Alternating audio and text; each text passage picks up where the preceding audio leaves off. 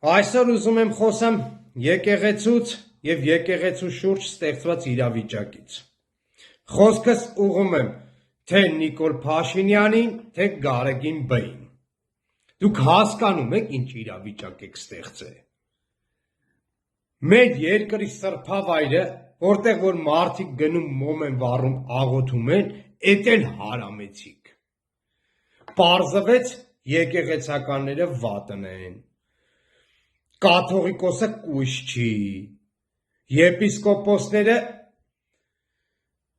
մեկը քեռակ կնգա սիրածնա, մեկը օֆշորներում հաշիվ ունի, մեկի տունը ոնց որ տարադրամի փոխանակման կետլներ,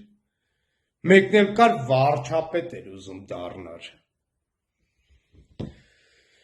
Կրկին անգամ դիմում եմ Նիկոլ Փաշինյանին և Գարեգին Բ-ին, վերջ տվեք այս խայտառակությանը։ Երկրի իշխանությունը իրավունք չունի պահանջի կաթողիկոսի հրաժարականը։ Կաթողիկոսն իրավունք չունի խառնվի քաղաքականությանը։ Մեր սրբավայրը դարձրել եք ձեր համար ռազմորկի տարածք։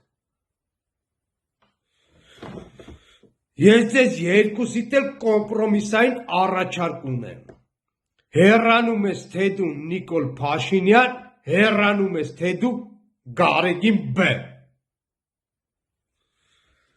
Հիմա հարցս ուղղում եմ կաթողիկոսին։ Դուք ոչ հրապարակային խոսում եք, ոչ կոչով հանդես եք գալի, ոչ էլ ժողովրդի մեջ եք դուրս գալի։ Տպավորությունը այնպիսին է, որ դուք ոչ թե կաթողիկոս եք, այլ ինչ-որ մի պաշտոնյա, որը որ լուռ իր գործն է անում։ Ես որպես հայ մարդ, հայ առաքելական եկեղեցու հետևորդ, ցանկանում եմ լսել կաթողիկոսի անկեղծ խոսքը ու վստահ եմ ժողովուրդն էլ է սպասում տրան։ Հուսով ենք կլսենք կաթողիկոսի խոսքը։